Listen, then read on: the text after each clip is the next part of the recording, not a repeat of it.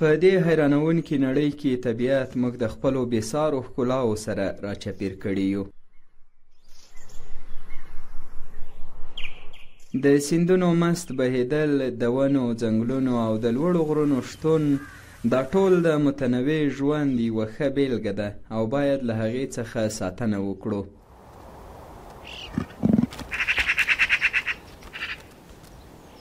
دغه ښکلا نه یوازې زموږ لپاره د سکون او ارامتیا یوه نښه ده، بلکې زموږ پایښت او روغتیا دغه ایکوسیسټم پورې تړاو لري.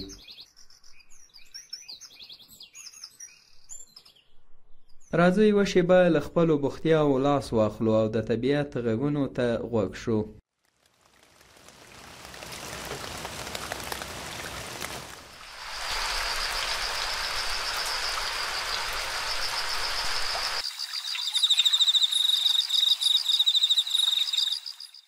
دا غږونه موږ ته رازده کوي چې موږ یوازې د دې خاورینې کرې اوسیدونکي نه یاستو، باید د دغه طبیعت څخه هم ساتنه وکړو.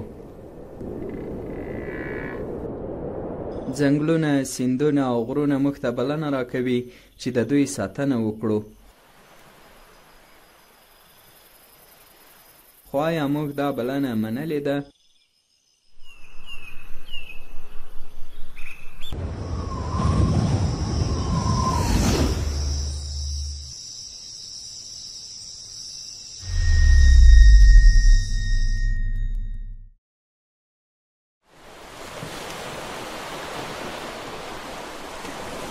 خو د دې ښکلاو ترڅنګ یو تریخ حقیقت هم شته.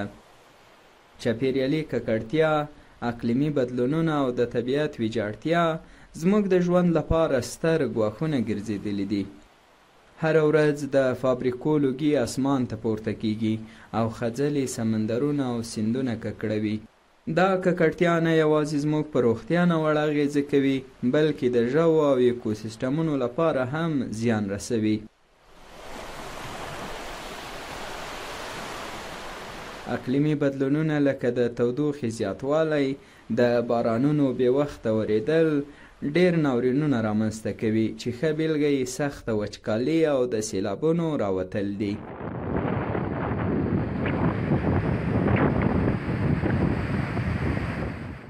دغه واقعیتونه موږ له داسې ننګونو سره مخ کوي.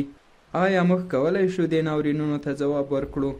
آیا موږ راتلونکو نسلونو ته یوه پاکه او دوامداره ځمکه پرېښودلی شو؟ د نفوسو زیاتوالی او د صنعت پراختیا پر چاپیریال فشار راوړی، د هوا، اوبو، د خاورې ککړتیا او اقلیمي بدلونونه زموږ او د راتلونکو نسلونو د ژوند لپاره جدي ګواښونه دي.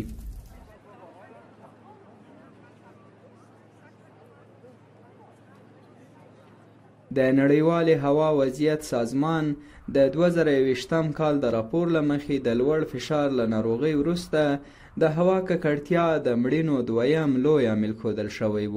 د دې راپور له مخې په همدې کال کې 8.1 میلیون کسان د ککړې هوا د تنفس له امله مړه شوي دي. د 2020 کال وروسته د روغتیا نړیوال سازمان د PM2.5 لپاره کلنی اوسط معیار 5 مایکروګرامه پر متر مکعب وټاکه.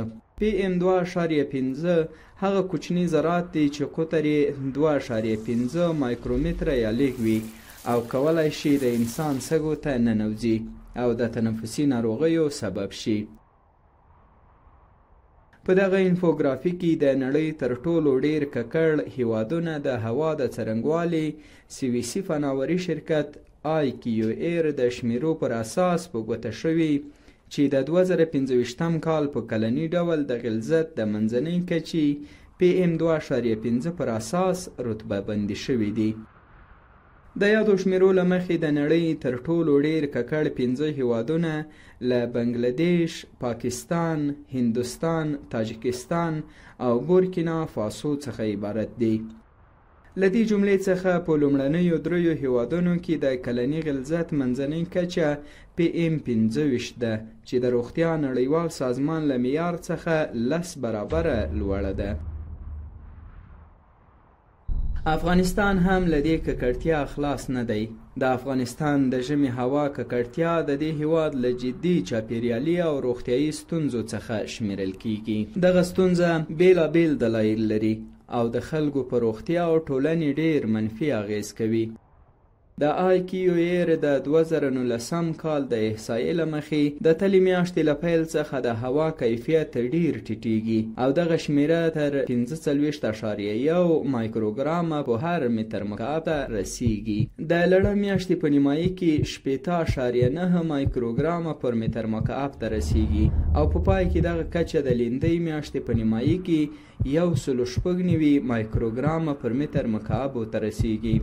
دا کچه د نړیوالو معیارونو له مخې ناسالمه ګڼل کیږي او په دغه کال کې افغانستان د نړۍ د تر ټولو ککړو هیوادونو په درجه بندۍ کې 4م ځای درلود.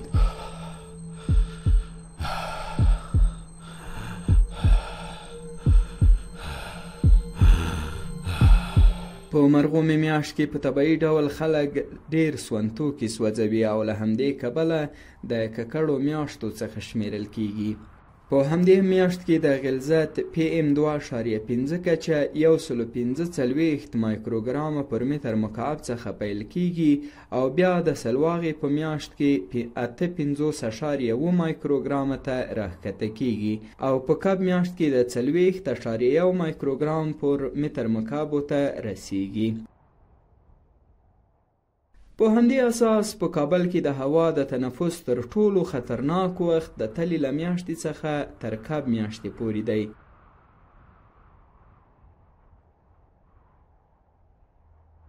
د افغانستان اسلامي امارت له بیا حاکمیت وروسته د چاپیریال ساتنې ملي ادارې هڅه کړې چې د چاپیریالي ناورینونو مخه ونیسي.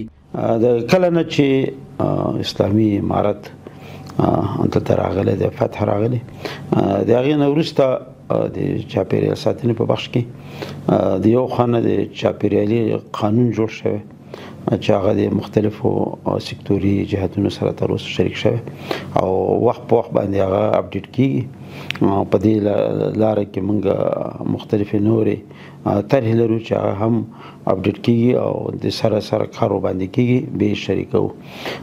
دوم د چاپیریال ساتنې په رابطه باندې موږ د آګایاما پروګرامونه مخته وړي دي تر اوسه پورې چې څنګه خلک په دې باندې پوه شي ځکه دلته چې د تیر 45 کاله شاوخوا کې کوم جنګونه او اشغالونه متعدد تیر شوي دي هغې زموږ د جامعې د خلکو د ژوندانه ټول اړخونه متضرر کړي دي چې یو اړخ دی هغې چې دی هغه د آګاهي اړخ چې دی هغه ډېر متضرر شوی.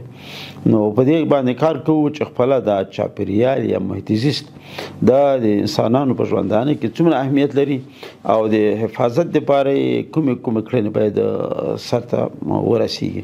همدارنګه د کابل ښاروالۍ د هوا د ککړتیا په کمولو کې یوه مهمه اداره ده او د قوانینو په وضع کولو او بنسټیزو اصلاحاتو پر راوستلو سره یې اساسی رول لوبولی دی. شهرولی کابل من حیث یک نهادی که در شهر کابل فعالیت‌های خود را میکنه، فعالیت‌های خدماتی خود را میکنه و در قسمت نگهداری از محیط زیست میتونه در شهر کابل حرف اول را بزنه، به خاطر که شهر کابل با تمام کیفکانی که داره، با وضعیت غیر پلانی که در داخل شهر وجود داره، با بعضی مشکلات دیگه که وجود داره، شهرولی کابل مسئولیتش را داره که از اون نگهداری بکنه و به طرف ترقی او را ببره. دغه اداره د بیلابیلو پروژو د پلي کولو او له ملي او نړیوالو بنسټونو سره د همکارۍ له لارې د ښار د چاپیریالي وضعیت د ښه والي لپاره مهم ګامونه پورته کوي. شهرولی کابل من حیث یک نهاد مسئول خصوصا در قسمت آلودگی هوا که بخش اعظمی از آلودگی هوا در فصل زمستان مربوط به مواد سوخته میشه، در قسمت بلند منزل ها اجرات واضح خود را داره. در قدم اول تمام بلند منزل هایی که در شهر کابل هستند باید در قسمت زمانی که زمستان فعالیت میکنن و مرکزگردنیشون از زغال سنگ استفاده میکنه و بعد فیلتر فعال و معیاری داشته باشه، چون شما میدونید که فیلترها با آب و برق کار میکنه، تنها موجودیت فیلتر فعالیت نمیکنه، بعد کفایت نمیکنه، بعد فعال باشه و معیاری باشه. سره لدی چې افغانستان د هغه هیوادونو له ډلې څخه دی چې د اقلیمي بدلونونو په نړیوالو بدلونونو کې ډېر لږ رول لري. افغانستان یو کم پرمختللی هیواد دی او صنعتي ودې او د فوسیلي انرژۍ تولید لکه تیل، ګاز او سکاره چې ګلخانه‌ایي ګازونو لوی سرچینې ګڼل کیږي په دې هیواد کې ډیر محدود دي. افغانستان په ککړتیا یا د تغییر اقلیم کې د دې رول چې دی دا بیخي د نشت برابر دی. تقریبا د 2015 سروخي چې د افغانستان ونډه پکې 0.08 ده. خو زه فکر کوم چې دا ونډه چې دوی تشخیص کړې دا به هم دوی زیاته ښیي، ځکه افغانستان کوم صنعتي هیواد نه دی چې پرمختللی هیواد دی چې صنعتي فابریکې لري. نو کوم مملکت چې صنعتي فابریکې ونه لري، د صنعت په بخش کې پراخ لاسرسی ونه لري، نو د هغوی ونډه طبیعي خبره ده چې هغه بیخي د نشت برابري. که څه هم افغانستان ډیر نفوس لري، خو د هر فرد لپاره د انرژۍ مصرف ډیر کم دی. د افغانستان ډیری خلک د سون توکو لپاره له طبیعي سرچینو لکه لرګیو څخه کار اخلي. که څه هم دا سرچینې ځینې سیمه ییزې چاپیریالي ستونزې لري، خو په نړیواله کچه د ګلخانه‌ایي ګازونو د زیاتوالي لپاره لوی اغیز نه لري. په افغانستان کې د چاپیریال د ککړونکو کارخونو شمیر د سترو صنعتي هیوادونو په پرتله ډیر کم دی، لکه د فولادو، پټروکیمیاوي یا درنو ترانسپورتي وسایطو کارخونې. د افغانستان اقتصاد تر ډیره پر کرنې او مالدارۍ ولاړ دی، چې که څه هم ځینې سیمه ییزې چاپیریالي اغیزې لري، خو د صنعتي هیوادونو په پرتله د اقلیمي بدلون پر بهیر لږ اغیز نه لري. لوی صنعتي هیوادونه لکه امریکا، چین او اروپایي هیوادونه د ګلخانه‌ایي ګازونو په تولید کې تر ټولو ډیر رول لري. افغانستان سره لدی چې د نړیوالو چاپیریالي ستونزو پر رامنځته کېدو کې ډیر کم رول لري، د دغو بحرانونو پر وړاندې یو له زیانمنو هیوادونو څخه ګڼل کیږي. دا هیواد د اقلیمي بدلونونو او د طبیعي سرچینو د تخریب له امله له وچکالۍ، ویجاړونکو سیلابونو، د خاورو خرابېدل او د پاکو اوبو د کمښت له ستونزو سره مخ دی.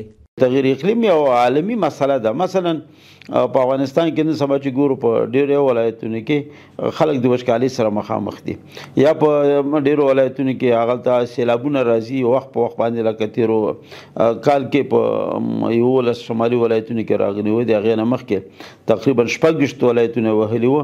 یا په عموم کې موږ چې اوس ګورو د هوا ګرم وخت دومره اوچت شوی دی چې زمونږ کوم چې طبیعي یخچالونه دي هغې کې تقریبا 108 کیلومتره طبیعي یخچالونه دا تر اوسه پورې ذوب شوي دي یا اوبه شوي دي، چې هغې دوه مشکله پېښ کړي. یو مشکل دا دی چې دا به مخکې او امانت پاتې و، ټول کال به خلکو ته اوبه ورکولې، نو هغه د منځه تللي د وچکالۍ سبب کېږي. دوم دا چې د ډېر ګرمښت په سبب باندې دغه ټول اوبه شوي په ډېرو ځایونو کې د سیلابونو د تخریبونو سبب ګرځېدلي.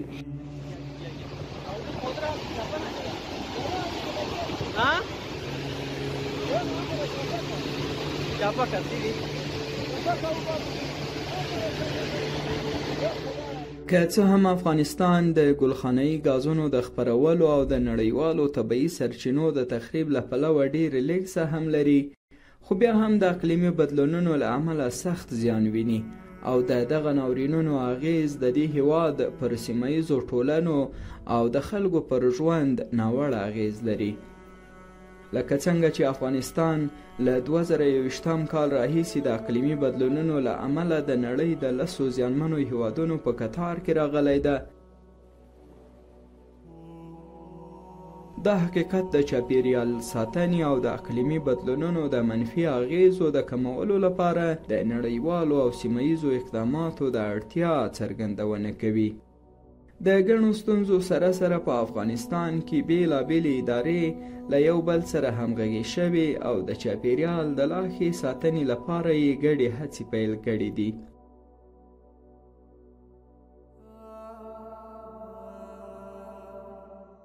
طور که ما در جهان هستین، شهر کابل یک شهری است که تقریبا 8 میلیون انسان بیشتر از او زندگی میکنه و بدون شک به خاطر زمستان نیازمند است که گرم شود و مسئله اساسی هم که وجود داره مسئله آلودگی هوا در فصل زمستان. شهروالی کابل مطابق با اصولی که وجود داره و پالیسی های کلانی که وجود داره در قسمت جلوگیری از آلودگی هوا اجرات خود را میکنه. هر آن واسطه نقلیه موتوری که چی موتر است، چی موتر تاکسی شخصی، بس از لاری است، موترهای ثقیل است، موترهای دولتی است، موترهای شخصی است، موتر بایسیکل است، یعنی هر وسیله نقلیه که ذریعه موتور بر جاده حرکت میکنه تحت نظارت کنترل پلیس ترافیک قرار داره. هرگاه از ناحیه محیط زیستی فعالیت از اینا مضر تمام شود و باعث آلودگی هوا شود، توسط پلیس ترافیک وزارت امور داخلی امارت اسلامی افغانستان متوقف میشه. وزارتونه، ښاروالۍ، ترافیک، ښوونیز بنسټونه او مدني ټولنې هڅې کوي چې د بیلابیلو پروژو لکه د خځلو مدیریت، د ونو کینول، د پاکې انرژۍ دودول او د عامه پوهاوي زیاتولو له لارې د چاپیریال د ککړتیا مخه ونیسي. بهرام شرکت سره یو خصوصي شرکت ته د اوبو او انرژي وزارت قرارداد کړی و، تقریبا 10 میګاواټه برق ده دا تولیدوي. او اوس چې موږ راغلي یو دا پروژه مو کتله، الحمدلله دا په تکمیلېدو ده. له موږ سره دا لمریزه برېښنا په صحي ډګر کې کومک کولی شي. لمریزه برېښنا له موږ سره د اقلیم په بدلون کې د یوې سالمې ټولنې رامنځته کېدا لپاره کومک او مرسته کولی شي. دا ګډې هڅې د افغانستان ژمنتیا ښیي چې غواړي چاپیریال وساتي او د راتلونکي نسلونو لپاره د ژوند کیفیت ښه کړي.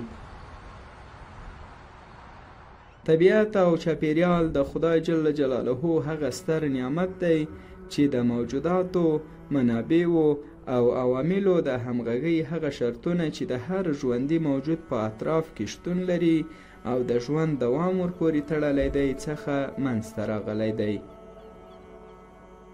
د چاپیریال ککړتیا د ژوند کیفیت او طبیعي دوران ته زیان رسوي او د انسانانو، حیواناتو، بوټو لپاره ناوړه پایلې لري. په نننۍ نړۍ کې د چاپیریال ککړتیا د بشري تمدن له جدي او مهمو ستونزو څخه شمیرل کیږي او د دې ککړتیا په رامنځته کولو کې د انسان رول ډیر څرګند دی. Families running for their lives before the next hurricane strikes. Biodiversity destroyed in sweltering seas. Workers and pilgrims collapsing in insufferable heat. Floods tearing through communities and tearing down infrastructure. Children going to bed hungry as droughts ravage crops. And all these disasters and more are being supercharged by human-made climate change.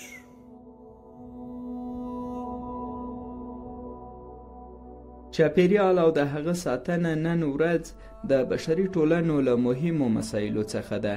بیلابیلې څېړنې ښیي چې د چاپیریالي ستونزو د حل لپاره تر ټولو بنسټیز، اغیزناک او اقتصادي لاره د انسانانو له لوري د چاپیریال ساتنې اصول مراعاتول دي.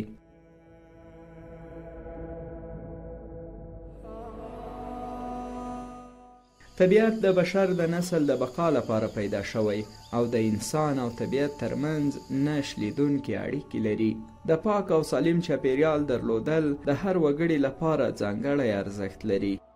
کبنیونکي د سمندرونو او بحرونو د پاکوالي، کروندګر د غیر زهرجنو خاورو او مصرفونکي د هغو تولیداتو ارزښت درکوي چې د دوی روغتیا ته زیان نه رسوي. د خدای جل جلاله یو صفت حفیظ دی او د اسلامي نړۍ د لرلید له مخې ټوله هستی د الله جل جلاله تر ساتنې لاندې ده. د دیني لارښوونو له مخې یو مسلمان باید دا صفت خپل کړي او ځان د الهي نعمتونو په ځانګړي ډول د انساني چاپیریال ساتونکی وبولي. الله تبارک و تعالی به حکمت خود چیزایی را که پیدا کرده در زمین همه‌اش به نفع انسان ها بوده، همه‌اش به فایده و مفاد انسان ها بوده. از این لحاظ مسلمان ها باید همیشه متوجه باشند که سر محیط به سر متوجه باشند. هرگاه محیط خراب شود، هرگاه محیط آلوده شود، با زندگی انسان ها دیگر ناممکن میشه، امراض زیاد میشه، مشکلات زیاد میشه، بالاخره سبب هلاکت انسان ها در جامعه میگرده، باعث شیوع امراض میشه که باز در وقت جلوگیریش هم تا حد ناممکن میشه. بنابراین ما شما کوشش بکنیم که همیشه توجه به محیط خود داشته باشیم. د طبیعت له تخریب څخه مخنیوی یوازې د امانتدارۍ او ساتنې له لارې ممکن دی. خدای جل جلاله په سورت بقره 188 آیات کې فرمایي: ای خلکو، له هغو پاکو او حلالو شیانو څخه وخورئ چې په ځمکه کې دي او د شیطان ګامونه مه تعقیبوئ، بېشکه چې هغه ستاسو ښکاره دښمن دی. همداراز الله جل جلاله په سورت روم 41 آیت کې فرمایي: په وچه او سمندر کې فساد د خلکو د اعمالو له امله ښکاره شوی، تر څو الله جل جلاله هغوی ته د دوی د اعمالو سزا وښیي، شاید چې حق ته راوګرځي.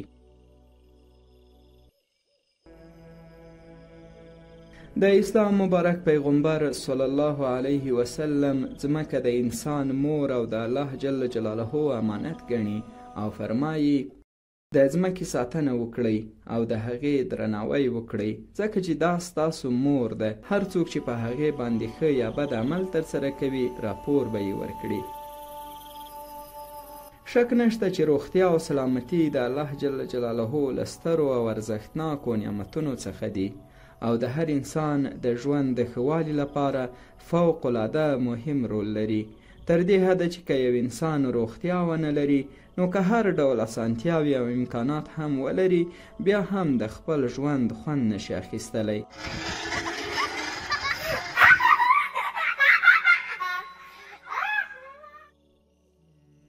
په قرآن کریم کې هم د چاپیریال ساتنې ته ځانګړې پاملرنه شوې او د طبیعت پر ساتنه ډیر ټینګار شوی دی، چې د لیل، تین او ګڼو نورو سورتونو او آیتونو نومونه په دې اړه د مثال په توګه یادولی شو. لا هم هیله شته ځوانان او د چاپیریال فعالین په ټوله نړۍ کې د خپلو هڅو له لارې مثبت بدلونونه رامنځته کوي. هغوی موږ ته ښیي چې هر کوچنی ګام کولی شي لوی اغیز ولري. ما پیامم به عنوان یک شهروند به همه هموطنان میرسه که در فصل زمستان حداقل همون چیزهایی که باعث آلودگی هوا میشه کمتر استفاده بکنن. دیگه در رابطه با محیط زیست همیشه با شاروالی همکار باشن.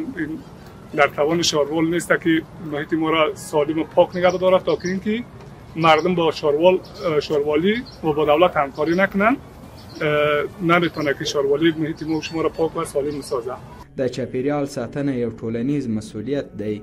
راځئ یو بل ته لاس ورکړو، مثبت بدلونونه رامنځته کړو او د ځانونو او راتلونکو نسلونو لپاره یو پایدار راتلونکی جوړ کړو. له موږ څخه هر یو کولی شي د چاپیریال ساتنې اتل وي.